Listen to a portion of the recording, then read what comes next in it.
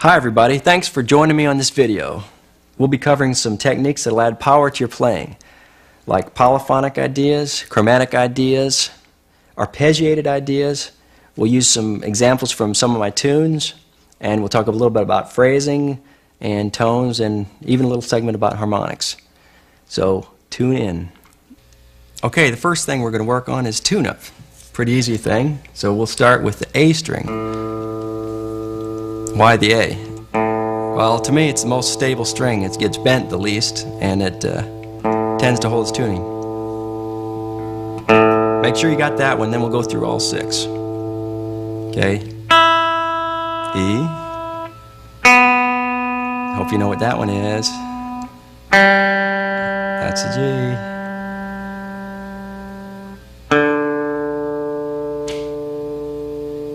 Check the A again, because if you got a floating bridge, you're going to need to do this a bunch of times. And then the, oh, just kidding, that's the E.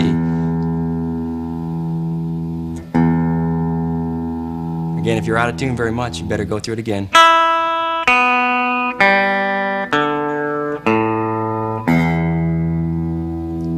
Alright. First thing I do before I practice, play, or anything, especially if I have the option, is to do a little warm-up. And the easiest thing about a warm-up is the name kind of explains it, warm up. So just like runners do, you want to stretch and work up to it slowly. And the easiest thing to do is, if you're in a climate where you have winters, you need to get your hands at least to body temperature, which is, you know, depending on your state of tune, somewhere in the 90s. And if you're just coming out of the cold, just run your hands under some warm water or hot air or something. Get your hand at least warm enough to where it's not all stiff. Then start a little easy warm-up. There's a million different warm-up exercises, and well, just try something a little unusual here. This will be a scale that you don't use too much in music, which makes it a good warm-up exercise because it's real symmetrical, and it's 3 notes to a string. I'm using alternate picking during my warm-up, and we're just going to take it nice and easy. Just kind of relax and find a tempo. I'll do it slowly to show you the pattern I'm talking about. And then, actually, the next note is one whole step away. We're doing whole steps, that is every 2 frets. When you get to the B string, of course, you're going to have to move up 2 frets. You come on back down.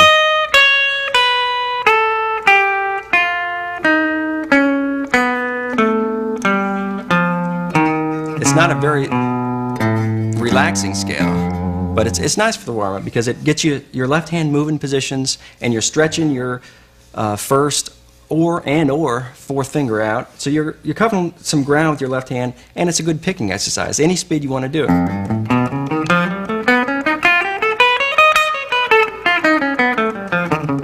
And then try it up on the next fret. But anytime you do your warm-up, don't do anything to the point of pain where it's hurting in your arm or anything like that. Just, like I said, take it easy and work up to it slow because, well, warm up. That's all it is. Triplets are a happy feel. But when you're playing fast, it helps me to keep time if I accent every certain group of notes. Since it's triplets, I'll accent every 3rd or every 6th note. Here, at this speed, every 6th. Right with my foot. And then that way you can, it's easier keeping time than if you're sitting there just blurring notes. And one of the things about playing guitar or playing music in general is that when you're playing by yourself, somebody should be able to just solo you playing and be able to feel the time. And hopefully hear the music at the same time too. So remember that. I mean, everything you play should, even in your warm-up, should have rhythm and some kind of accent. Always helps the rhythm. Okay, that's a whole tone pattern. You do it up and down the neck, moving up 1 fret each time. Another thing you can do is a pattern that'll work over diminished chords. Again, a diminished chord is not something you really sit on for a very long time in rock and roll, so we'll just use this as a warm-up exercise. Same pattern, really.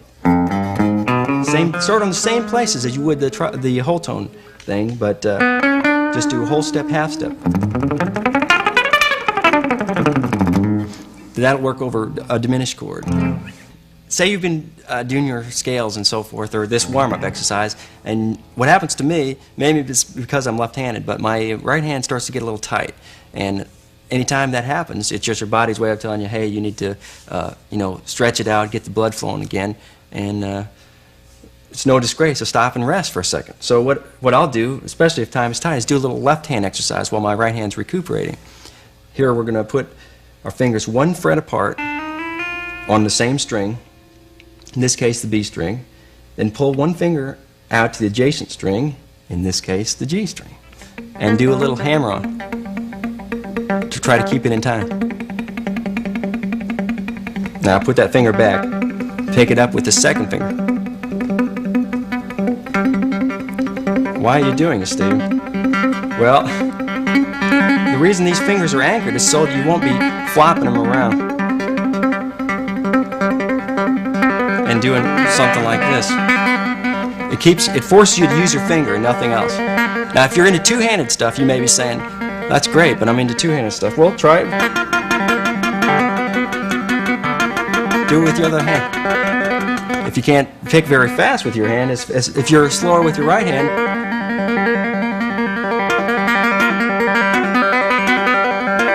do it at a slower tempo.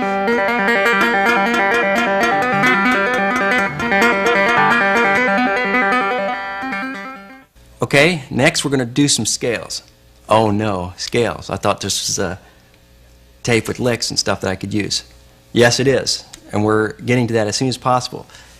The way that we're going to do the scales is going to help you do the licks. I promise you, learn the scales this way is going to be the basis for almost all the fast licks you hear in tonal music. This is actually 21 fingerings of scales, but I'm going to show it a way to think of it that's really easy, and it's actually just 7. There's 7 tones in the scale. We're going to do 7 different fingerings, and along the way, if you want to, you can learn the modes real quickly. We're going to start in A with a A major scale, 2 octaves. We're going to learn each scale in starting on our first finger and our second or third, depending on the situation, and our fourth finger. So each scale is going to have 3 different fingerings of the exact same notes. Okay, first of all, A major. Starting with the first finger.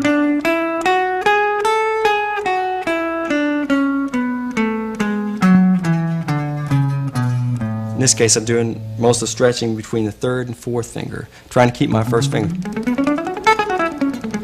Anytime you practice scales or anything that you practice that involves, picking or a lot of notes, play it fast when you're ready to play it fast. Okay, we're going to move up with our first finger to the second note of the A major scale. So it's the same scale, but the fingering's different, of course. We're going 1 note higher, too.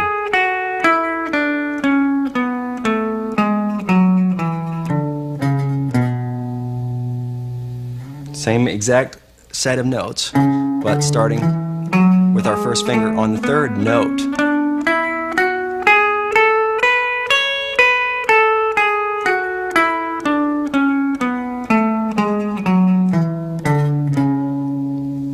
If you're looking for the fast forward button because you say, I've already learned scales, just hold on a second. I'm going to show you some ways of using the scales. Fourth note of the scale.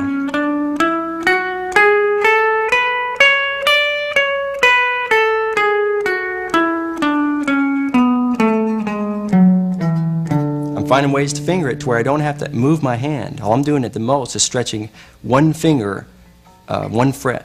And then in most cases it's the fourth finger. Okay, fifth note, we're just moving up the scale.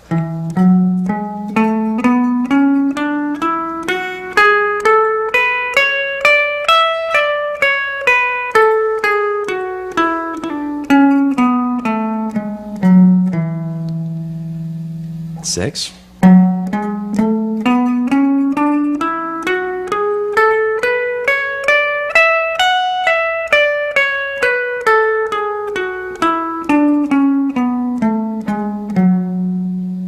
And seventh.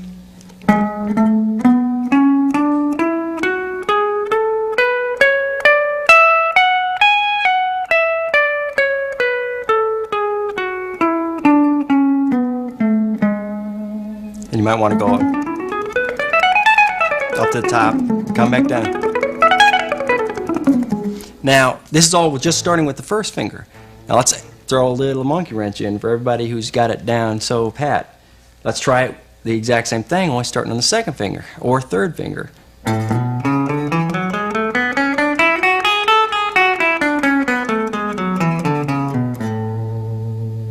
Same exact notes as doing it with your first finger. Same exact note. But we're using a different finger, so we're getting a whole different shape happening. And for our next note, it seems more logical to me to use the third finger than the second finger. So with this pattern, we're going to use our second or third, depending. And it's the fourth note again. This one, use your second finger because it fits the pattern better. Then fifth note, this one, use your third finger.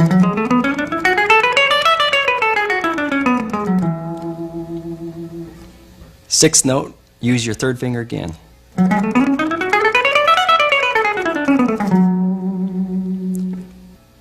Seventh note, third finger one more time.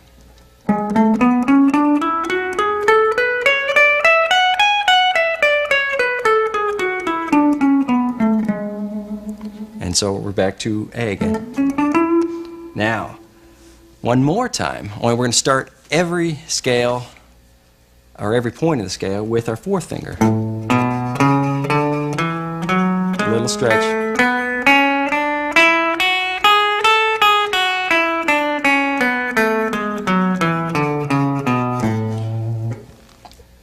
So we're going to continue on up the scale, starting every scale point with our fourth finger.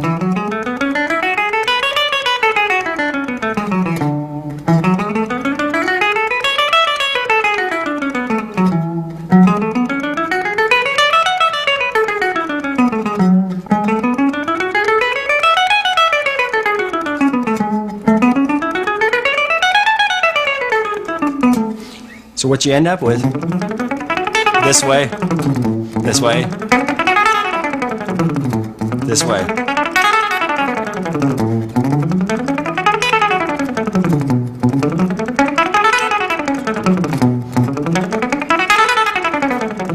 Three different ways of playing every pattern. Continue that up and down the neck until you know it. Okay, once you've got the idea of playing the scale straight, you know, this note to this note and coming back, let's try doing some variations. Try walking up the scale just on two strings.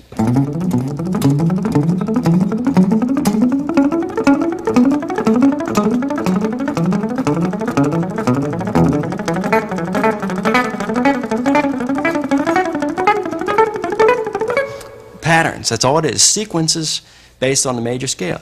To illustrate this point about the scales and how you can use them, and well, how much I use them, and most people I've seen use them, we're going to just play over three chords that are diatonic or in the same scale as that A major scale.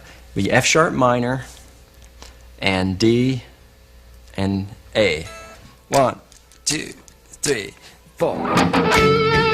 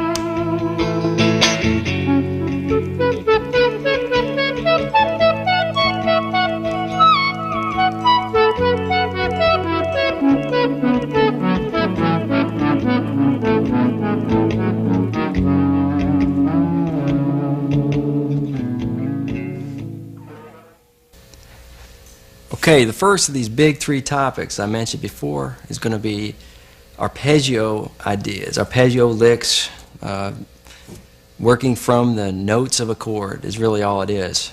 If you consider a triad or a basic chord as having 3 notes, in rock and roll sometimes it only has 2, but for the purposes of our discussion we're going to consider it has 3 notes, the tonic or the root, the third, and the fifth. So when I say, in the A major we're going to talk about A, C sharp, and E as being the first, third, and fifth, something like that. And the whole idea of arpeggiated lick ideas is to allow you to outline the chord and basically suggest the chord by playing one note at a time. Obviously the easiest way to do that is to play the chord one note at a time.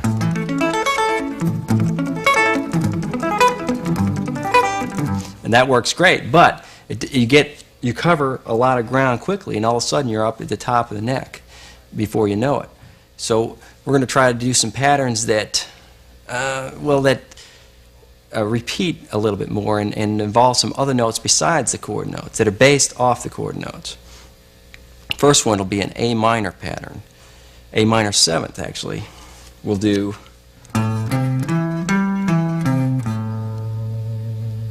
first, third, fifth, and one more, the 7th.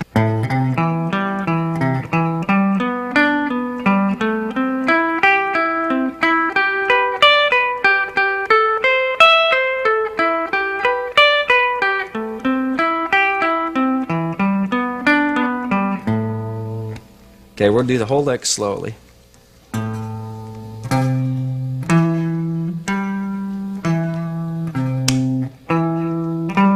Move up a fifth, do the same thing. Move up to another A, up to another E. Fingering's different here.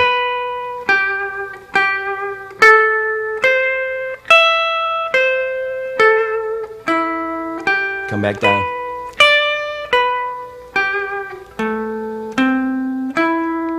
You have to check the fingering on the chart for this one. Again, the only tricky thing is once you get onto the B string, sometimes you have to clump your fingers together to put one finger on each string.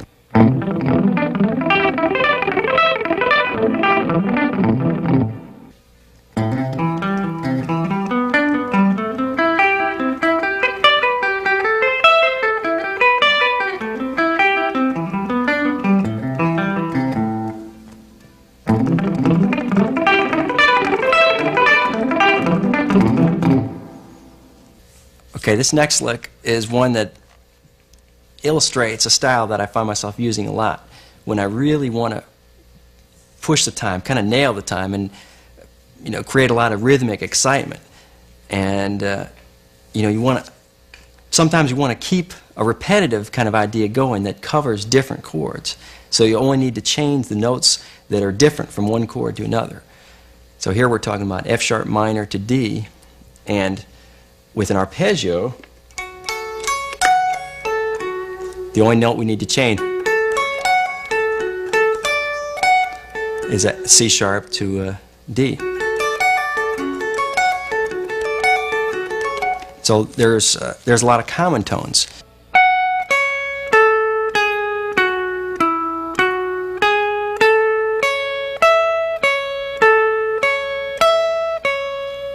By itself, it sounds just kind of like a weird collection of notes, but the reason we're doing the pattern this way is so that the high notes punch the most through most amplifiers and most mixes. Now we'll go to D and start with F sharp again.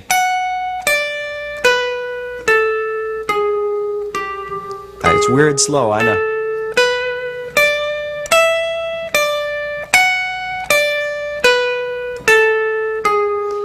Some licks like this you just don't think of while you're playing it slow. The ideas can only come when you're playing fast, because then you see where it kicks the time.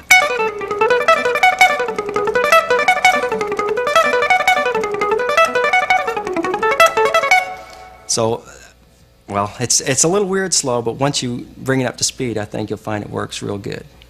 1, 2, 3, 4.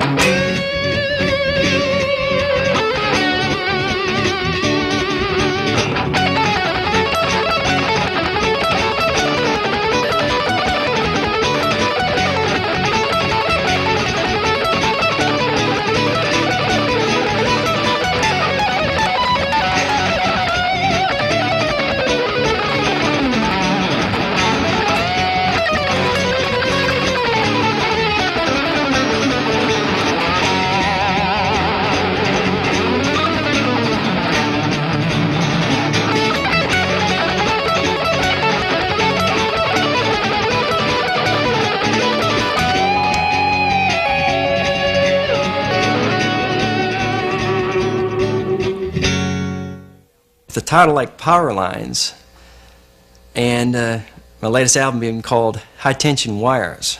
I had to do something from the album, show an example, and there's a tune called Too Many Notes that fits the idea of arpeggiated licks perfectly, and this would be a good one to learn, or at least go through. It's got, the melody is arpeggios, and the melody is almost constantly 16-note triplets. It's got a few weird patterns in it that throw the time around, but it's constant 16th triplets. So the rhythm never changes. The accents do. 1, 2, 1, 2, 3, 4.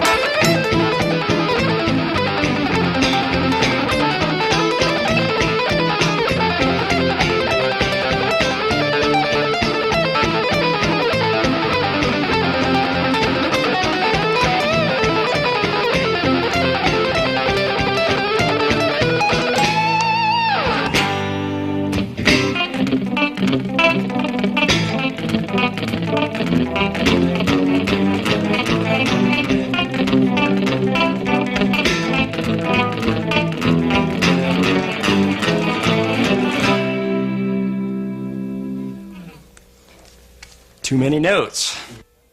Kind of slow tempo. Remember, there's a pickup note, so you don't accent the downbeat till you get to it.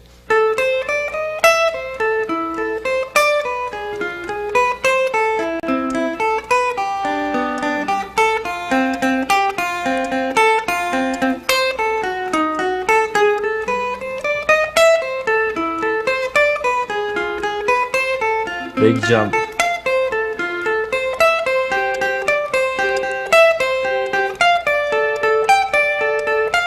Again.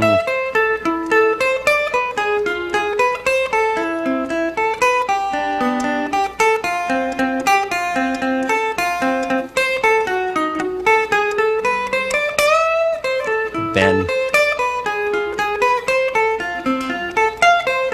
Big jump.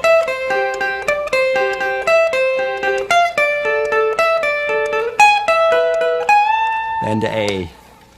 Then a G. 2, 3, 4.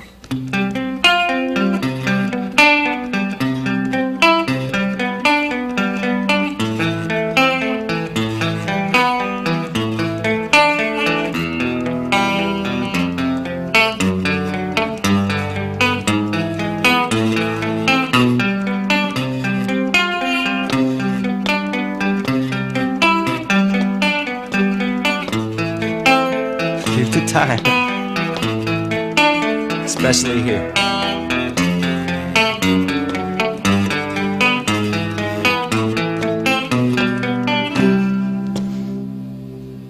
This next section has to do with chromatic possibilities. I was looking for the exact definition of chromatic because I think everybody knows it involves half steps of the musical scale. But to me, it kind of means more of the root word chroma. I don't know if it's really the root word, but this is, again, my opinion and my little way of thinking of it. Chroma having to do with color. And I think of the chromatic tones as being tones that add color to a scale. What we'll do to illustrate this is take a real simple scale. I think everybody knows this, just the minor pentatonic.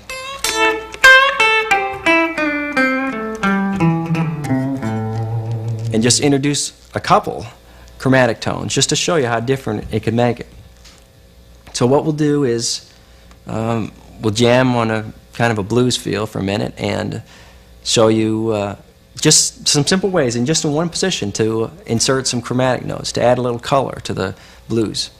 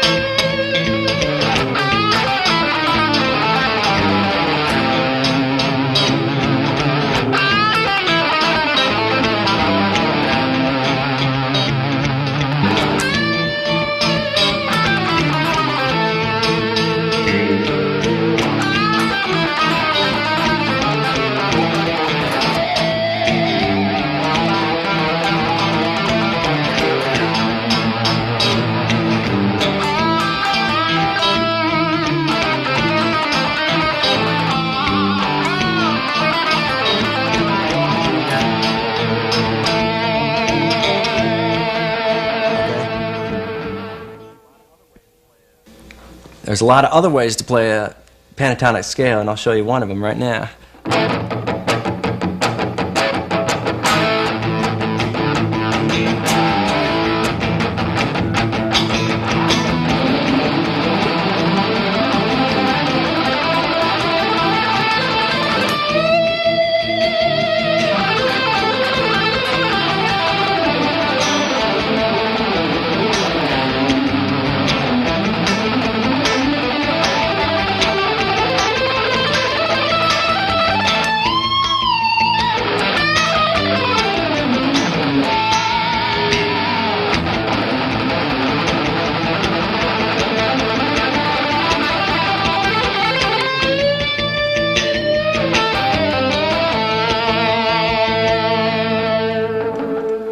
Now, what's so weird about that, Steve? Well, I'll show you. What we're doing is every opportunity on the guitar that we have to repeat a note, the same note on a different string, we're taking. And it involves a little bit of stretching, but it provides a really neat effect. Clean tone for this demonstration. So we're going the tonic, third, fourth, then doubling that because, well, just because we can. Playing the same note twice again on the D string.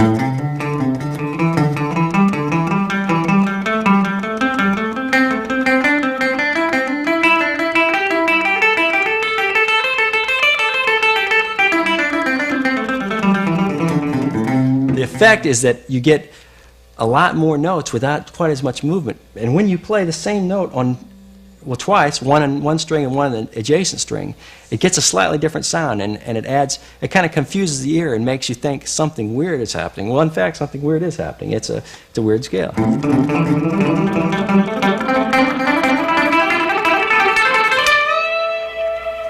Slowly, if we're going to do it. There's some stretches involved, so check with your physician first.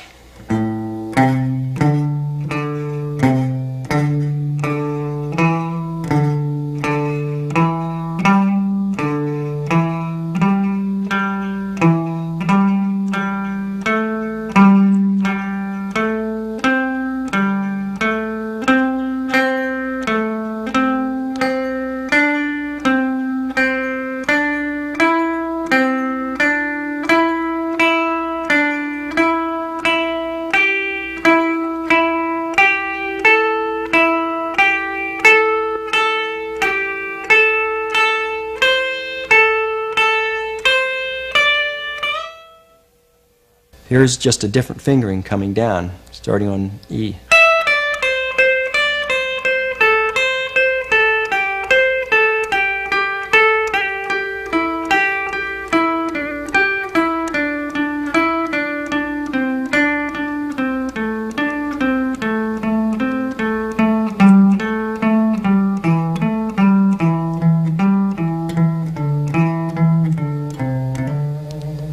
I'm adding an extra note just so it'll end, in a pretty normal amount of time, so it feels like a definite phrase to me. Because once you speed it up, you got to make music out of it, And whenever you practice scales or variations on scales, it's nice to make it into a phrase and feel it as a phrase so that it's easier to transfer it into music. All these ideas, I mean, learn them as licks and learn how to play them, because I promise you they'll help your technique and give you some new ideas. But with your new ideas, try to find ways to put them into phrases and into music. Next, I'd like to talk a little bit about polyphonic ideas, polyphonic lines.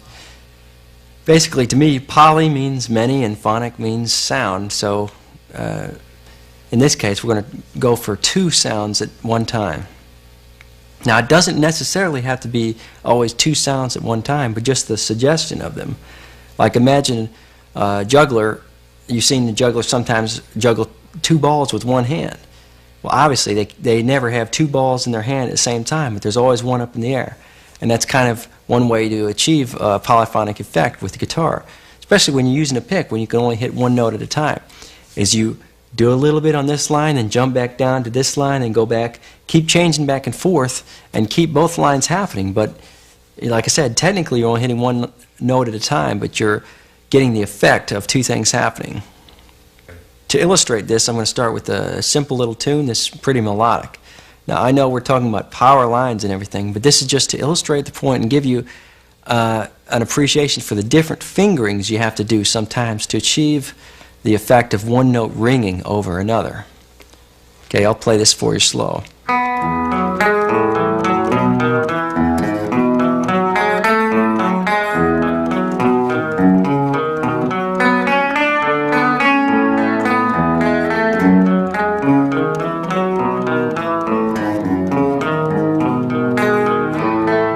Keep repeating that. That's from a Dregs album, by the way. A pretty long time ago we recorded that. But the idea is that you always are playing just one note at a time, but you keep the note ringing.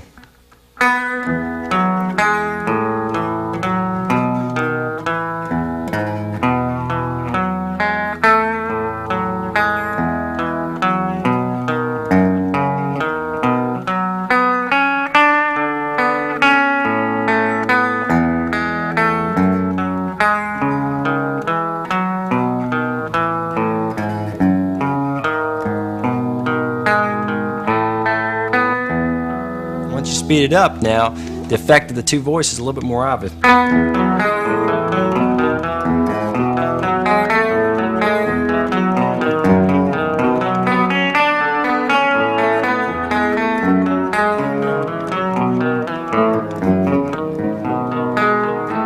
What you got is the top note is acting like the melody, and all the bottom notes, even though you're hitting them at odd times, they're giving you the accompaniment, you know, the chord background for it. And check out the chart on that, and don't be afraid to rewind and learn that little piece. It's, like I said, it's good because it puts your hand in different fingerings than you would normally do in order to keep the notes ringing and so forth. This next example is simply the idea of playing a scale polyphonically. Again, I don't know if this is exactly a lick that you would want to use all the time in your soloing, but I'm doing this to suggest other ideas for you, you know, creative ideas. We're going to play a E minor scale. The only difference is we're going to add some notes beneath it.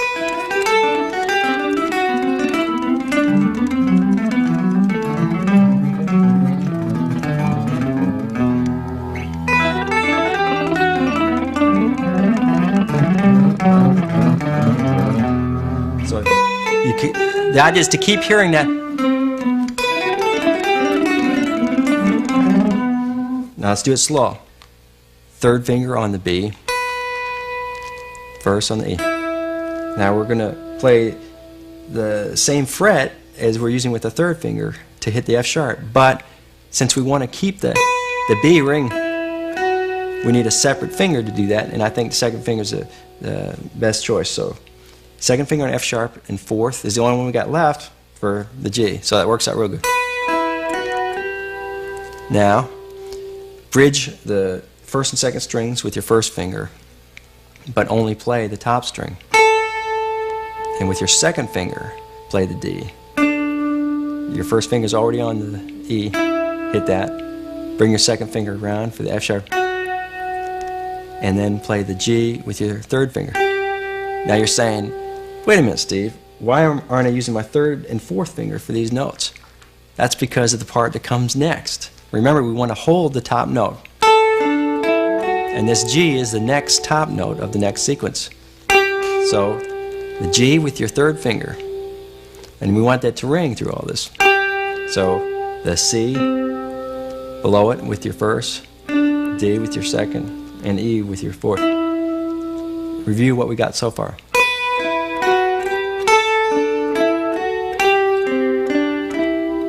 Now, another bridge. We're bridging the second, third fingers. Correction, second and third strings with our first finger. And it's pretty straightforward. It's just like a B minor chord. B, C, D. Now, E is the next top note, and it'll be like an A minor position, so we hit it. E with the third finger, A with the first, B with the second, C. Next, another bridge with your finger going between the third and fourth string. Start on the D on the G string. And just walk up. We're setting ourselves up to hit the next note with a third finger, again for reasons that have to do with the next lick. We're not going to use our fourth finger on this lick. Now, third finger on C. Now we're going to scrunch up our fingers here in order to get separate notes. We're holding the C, so let's play the F sharp with 1, the G with 2, and the A with 4. These two. Now slide everything down, slide your third finger down to E. E, F sharp to G. So the pattern's starting to become a little obvious. One more with the bridge across the fifth and fourth string. Start with the A, play the D with your third, use the bridge finger to play the E, and second finger to play the F sharp. Again, this is again to set your third finger up for the next lick, which is a G on top. You're holding the G, so use the fingers you got left to play the notes. Continue this.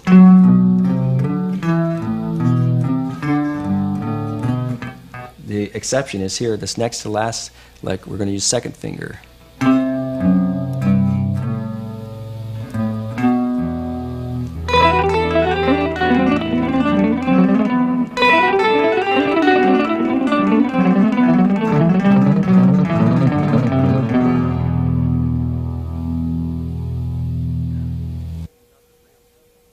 Okay, here's another real simple lick that'll kind of combine the idea of one note ringing while the others play, or the other fingers play something else, and sliding between positions. Just playing. Well, here, let me play it first.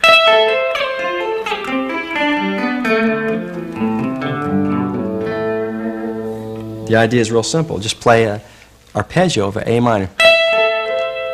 But while you hold the E while you move between the A and the C, then slide it down. The same thing down, so we got A minor, F, arpeggio, then a C arpeggio. Now we're going to play a G.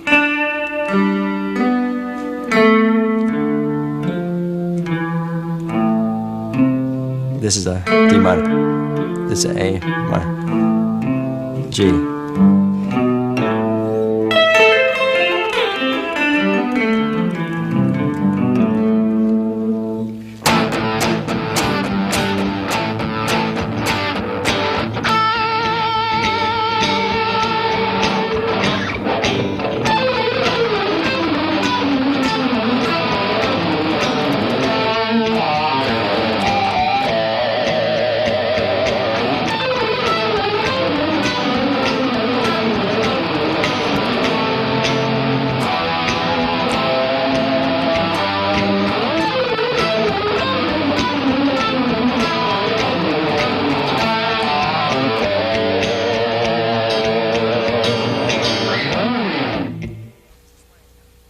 The lick I was just playing has got a combination of arpeggios, chromatic notes, and polyphonic suggestion, all rolled into one.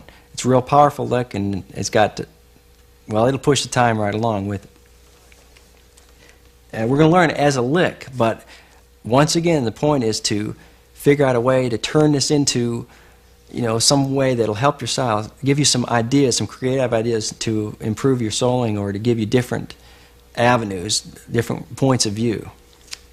We're going to start with, well, I'll start with the first note as a novel concept. Okay, it's a high A. This is in A minor. Why is everything in A today? Well, because if you write things in A minor, there's less sharps and flats, and it's easy to read. But this concept can go in any key, anywhere on the guitar. It's no big deal to transpose it. So let's start with the first note, A. We're going to use the fourth finger there because this kind of adds on to our idea of using strange fingerings in order to let notes ring or in order to easily grab other notes. So we're going to get a high A, and our top notes, that's our top part, but we're going to fill it in with a bunch of other notes to support it. So we got A, and then on the G string, C, B, A.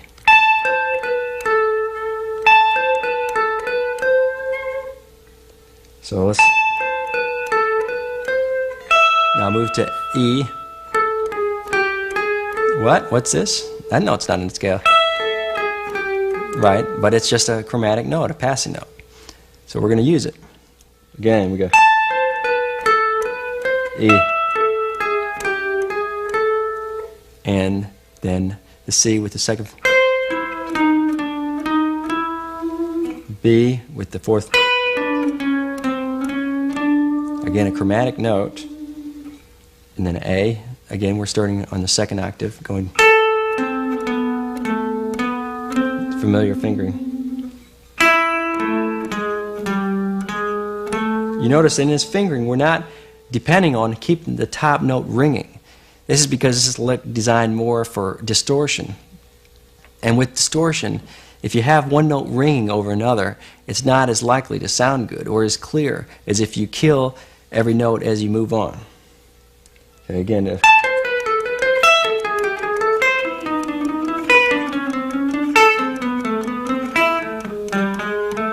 next is a G chord, starting on the D. That's just stretching it a little bit because it's some weird notes in there. But actually, there's only one note that's different. That's the F sharp instead of F. Again, you'll find it's on the weak part of the. So it works fine. And then one more time on an A minor, starting on C.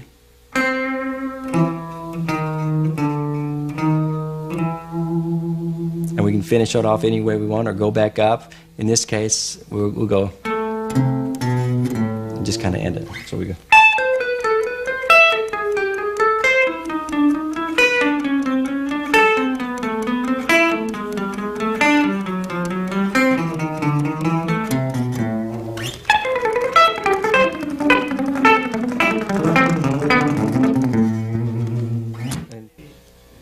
Okay, if any of these scalar ideas sound too normal for you, you might want to try this lick, which is kind of derived from Joe Diorio's concept. He did some seminars down at the University of Miami a long time ago when I was a student there, and this kind of shows some of his influence.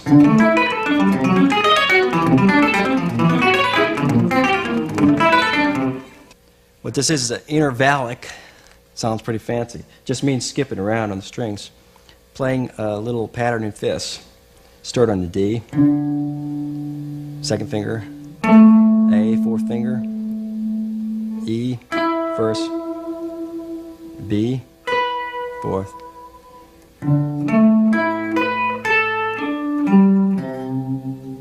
Come back down with a A, D, G with your third, and C with your fourth. Now move the whole lick up a major third from where we started, but start on the next string. So starting second finger on F sharp, C sharp with your fourth, G sharp with your second, D sharp. I get sick, I know. C sharp, F sharp, B with your third, and E with your first. Then continue the pattern, starting a third down from where that ends. So.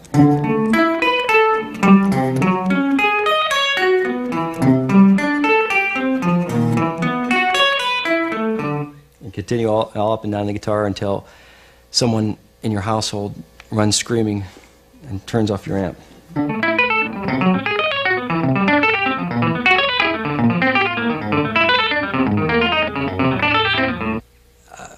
The title or the basic idea of this is power lines and things that will really give you a lot of power in your playing, but along the way, while I'm demonstrating some of these things, this particular amp setup I'm using is real conducive to harmonics, so I've been grabbing a few here and there. I'm going to show you some of the techniques I use for that. One is tons O distortion. That makes it easy. And by using a pick real close to the skin of my fingers, I can grab harmonics out of notes. You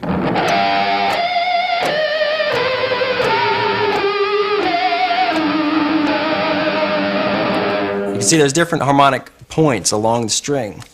And I don't want to get into a whole theory discussion of harmonics and fundamental in the harmonic series and everything, but one way to get harmonics is by choking up on the pick, and what you're actually trying to do is strike the pick, or correction, strike the string with your pick while you're muting half of the string with your skin, the skin or your fingernail or whatever happens to be right there next to the pick.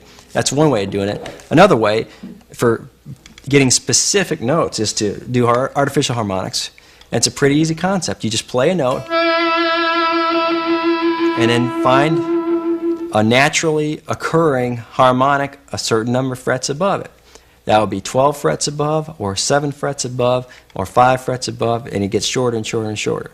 The easiest one is 12 frets above. Let's do that first. Here I'm playing an E on the B string. Go 12 frets above. I'm going to pick the note at the same time that I touch right over the fret wire, 12 frets above the note I'm fretting. So.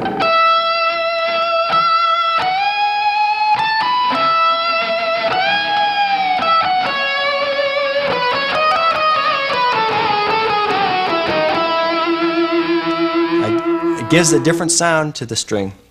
Like I said, you can go 7 frets above and 5 frets above and even shorter, but it gets harder and harder to make music out of it. And the fingering changes. Like here, you have an E. Now you got a B. Now you got an E again. Now you got to do it in a different key if you do 7 frets above. So you want to use whichever technique gives you the best results. These are just some ideas. Well, thanks for joining me today on this lesson. Hope you enjoyed it, and let me hear back from you. If you see me at one of the clinics I do or at a gig or something, I'd like to get some feedback. Oh, feedback, no, not that kind of feedback. And I'd like to thank some of the companies that lent their support in other ways. American Music for lending us some of the stuff, Peavy, Ernie Ball, Music Band, Lexicon, DiMarzio, and MCA Records for letting me do the video, and Roger at REH, and Don Mock for lending a tremendous amount of creative help with the video. Thanks for joining us, and we'll see you next time.